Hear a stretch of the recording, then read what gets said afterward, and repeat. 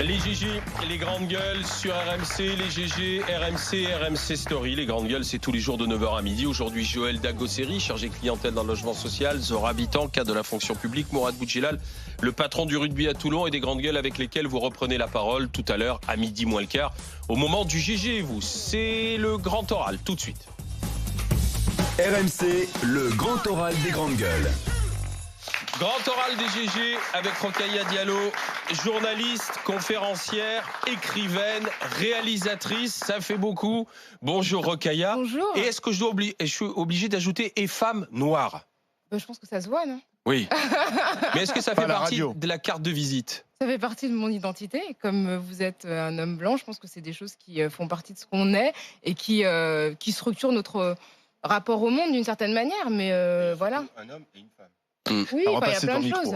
Une personne, il y a une tranche d'âge, il y a un groupe social, il y a une nationalité. Je suis une femme française. Je suis parmi les Français, je suis une Parisienne. Donc il y a beaucoup de choses. Alors c'est justement tout ça que vous racontez dans ce livre. En fait, c'est votre parcours. Et vous dites, finalement, au départ, moi, la fille d'ouvrière, la fille de colonisée, c'est ce que vous dites, la femme noire, la femme musulmane, je n'aurais pas dû arriver là où j'en suis. Donc vous dites merci la France ou vous dites merci à moi ?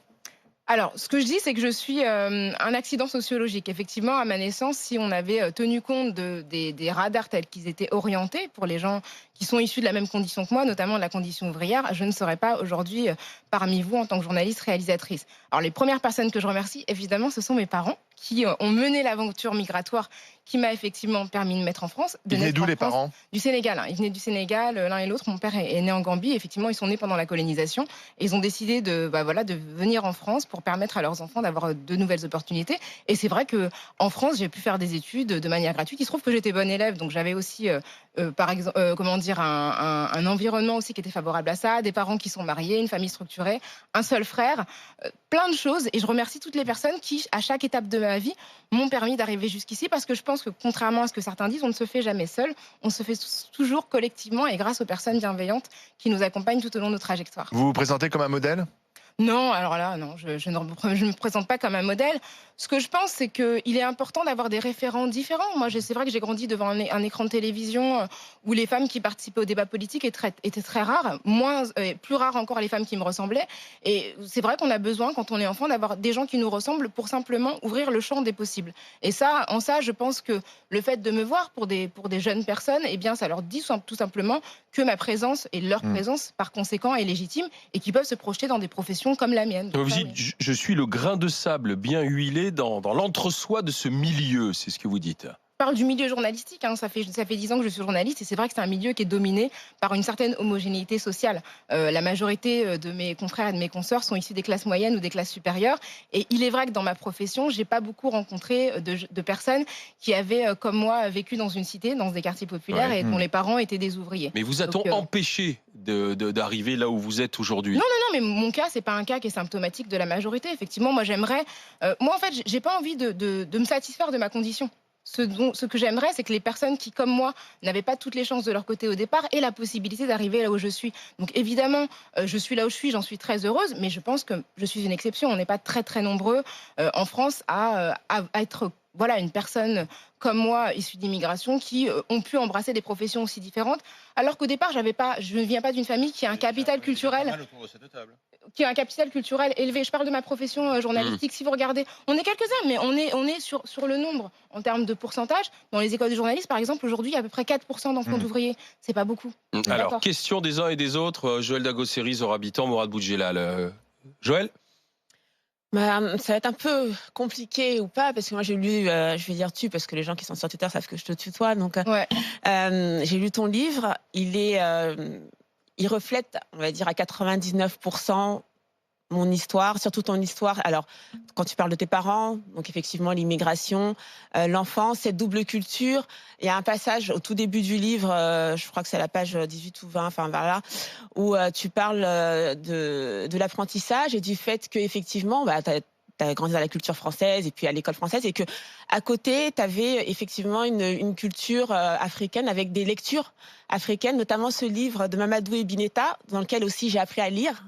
Donc, j'ai appris à lire dans 2 livres. Donc, il y avait un livre français et puis un livre qui venait de l'Afrique. Donc, c'était Mamadou Ebineta. C'est un livre dans l'Afrique de l'Ouest qui est très connu. Voilà, c'est un livre de lecture. Et donc, ça m'a rappelé pas mal de souvenirs avec, voilà, dans ton livre, tu es assez à l'aise avec ta double culture. Moi, je me retrouve dedans. Il y a pas de, t'es ni complexée par tes origines, ni complexée par le fait d'être français. Tu t'assumes en tant que française. Donc, voilà, moi, ça m'a plu énormément.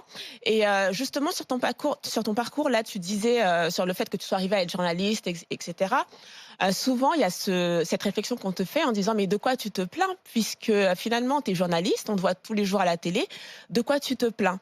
Comme si, en fait, ton parcours reflétait le parcours de toutes les personnes issues de l'immigration ou alors de conditions sociales assez défavorisées, comme si le fait que tu étais arrivé là, du coup, ça annulait la difficulté d'arriver à là où tu es. Et c'est là où je comprends pas très bien cette remarque, parce que quand on lit plusieurs études qui sortent, on sait que les enfants descendants de l'immigration, notamment de l'Afrique, ont une difficulté à accès au logement, au travail, et que que le chômage a un taux assez élevé. Et donc, je ne comprends pas cette remarque. Et toi, comment tu la perçois et comment tu arrives à te défendre sur cette remarque? Ok, Diallo. Alors justement, merci, je suis contente de te rencontrer parce qu'effectivement on se tutoie parce qu'on se parle sur Twitter, mais Vous n'étiez jamais vus? Non, on s'est jamais vu. On se parle que sur Twitter. Finalement, en fait. les réseaux sociaux, ça fait des belles choses. Oui, c'est ça. Merci. Les réseaux sociaux sont sociaux, donc effectivement, voilà, ce sont de belles rencontres.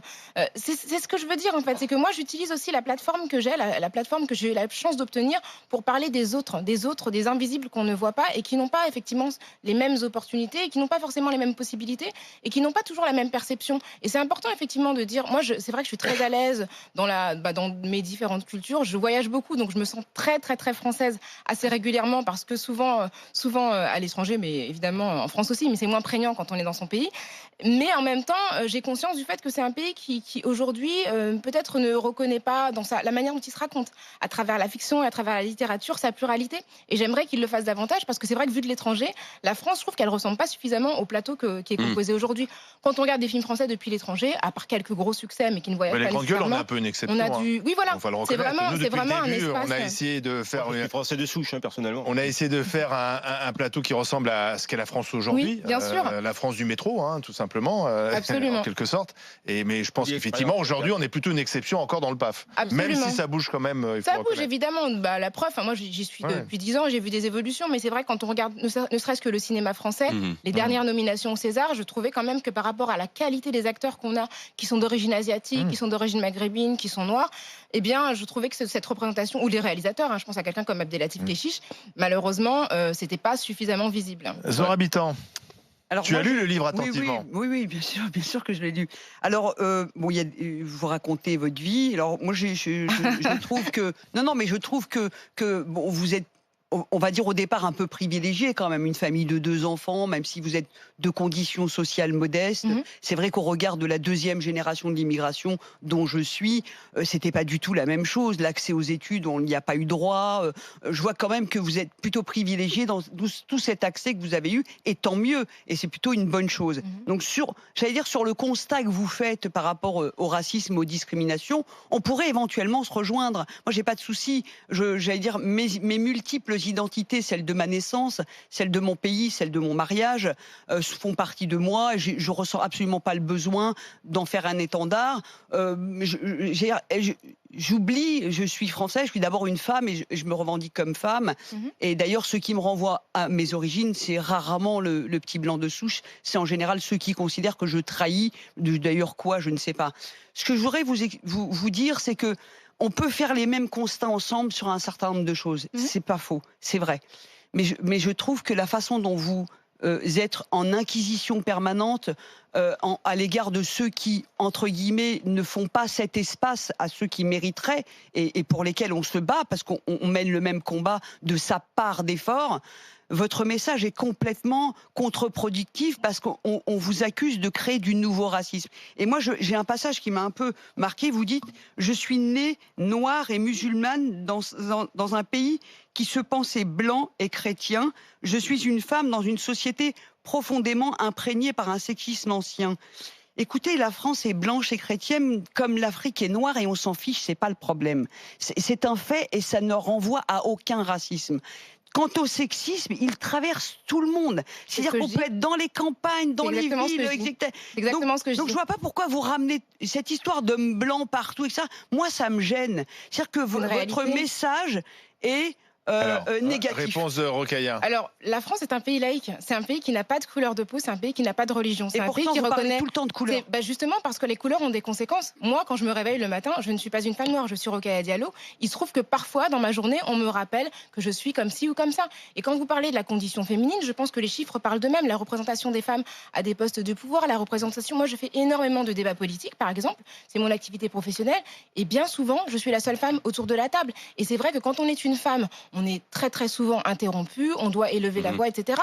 Donc moi, quand je parle justement de la question du sexisme, je parle par exemple du mouvement MeToo qui a traversé le monde et qui en France a quand même fait l'objet d'une opposition assez importante. C'est ça la condition des femmes. Parce qu'en France, c'était plus balance ton porc. Et balance ton porc et MeToo, c'est pas tout à fait la même chose. Balance ton porc, c'est je dénonce et je balance une personne particulière qui quand même reste présumée innocente jusqu'à preuve du contraire. Alors que MeToo, c'est moi je raconte mon histoire. Moi aussi, ça m'est arrivé. C'était pas tout à fait la même démarche. Mais de manière générale, je trouve que par rapport à d'autres pays où effectivement des personnes ont été mises en cause, en France c'est plus difficile.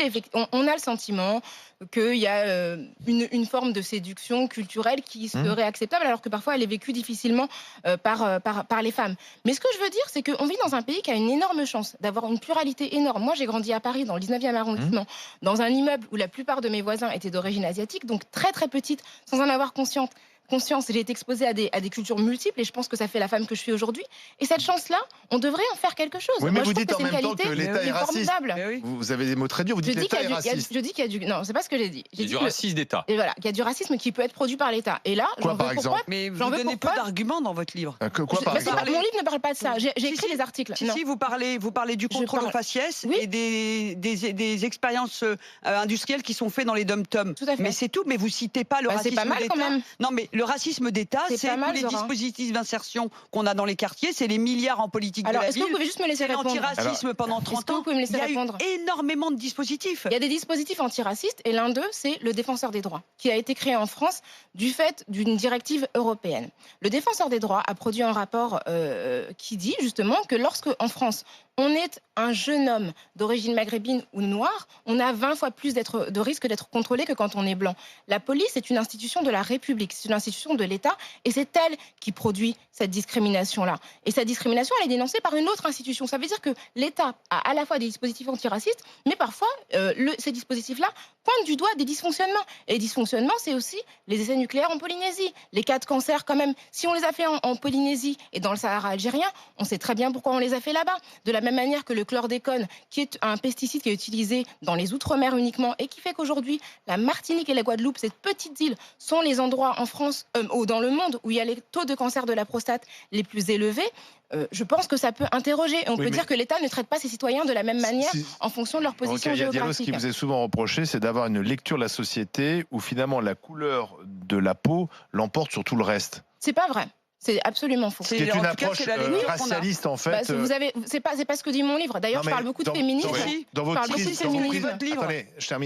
prise de parole, c'est effectivement d'avoir une approche racialiste sur tous les sujets d'actualité. Non, je parle des conséquences qu'ont le racisme sur la vie des gens. Un peu à l'américaine en fait. Pas du tout à l'américaine. C'est pas l'américaine. C'est une manière. Moi, en fait, mes références théoriques, ce sont des Français. C'est Frantz Fanon, qui est un Martiniquais, c'est Colette Guillemin, qui est une Française, qui a écrit un livre en 1972 qui s'appelle L'inégalité raciste. Les autres références que j'ai, ce sont des gens comme Simone de Beauvoir, qui a effectivement été une référence après pour les Américains et pour les mouvements d'émancipation américaine. Mais ce que je crois, c'est que la question raciale en France, elle n'est pas souvent abordée de manière frontale. Moi, j'en parle, c'est inhabituel et je sais que ça dérange les gens, mais je pense qu'il faut en parler.